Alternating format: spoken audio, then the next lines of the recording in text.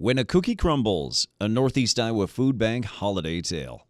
There once was an elf named Chip, who was happy as can be. He spent his time making toys in Santa's factory. Chip's wife, Sugar, was his steady rock.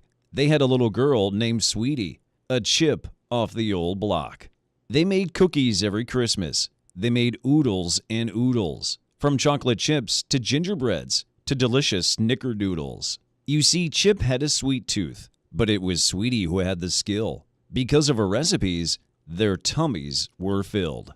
But one dreadful winter, Sugar fell ill, and Chip's cookie crumbled when there was one less stocking to fill. Now that Sugar was gone, Chip lost his Christmas cheer. He and Sweetie stopped making cookies like they had every year.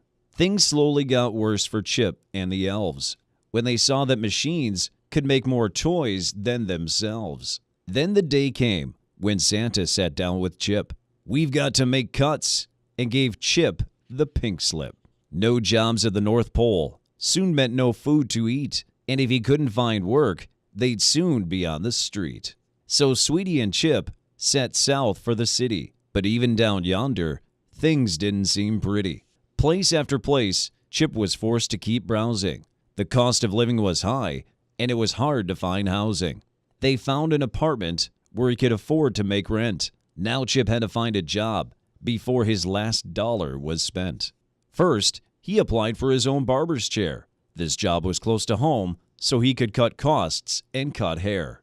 But Chip's cookies crumbled. Crunching the numbers in despair, working full-time at these wages wouldn't pay for childcare.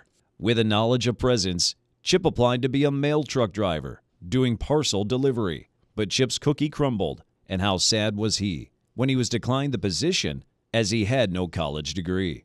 Third time's a charm, Chip thought to himself, for he had to stay jolly. After all, he's an elf. So he applied at a grocery to simply stock shelves. But Chip's cookie crumbled when they wouldn't hire elves. With no money in his wallet and no food on his shelf, into the food pantry walked the unemployed elf. Chip looked for some cookies to cheer up his young daughter. She would love them, he said, as he thought of her. He then saw some on a shelf, so he went to grab them. But before he could get there, someone else had grabbed them. Before he could cry over spilt milk just as sour, one of the helpers told him, "We have eggs, sugar, and flour." Minutes later, Chip left, with no chip on his shoulder. "Let's bake some cookies again, Sweetie," he excitedly told her.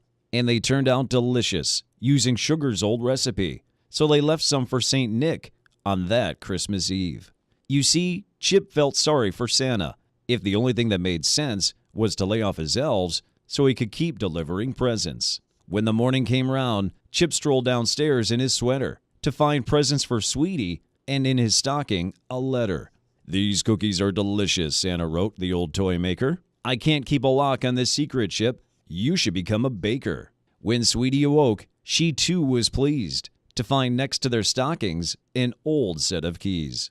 As Chip sat there humbly, wondering what these keys could be, in the distance a crowd gathering startled him to his feet. Out of the window they looked to find folks in the street, lined up for miles underneath the sign, "Sugar's Sweets." It was at this moment Chip knew that his wish to find that job he'd been looking for had found him this Christmas. "Well, I got what I asked for," Sweetie said to her dad. "All I wanted was for you to be happy. Mama sure would be glad."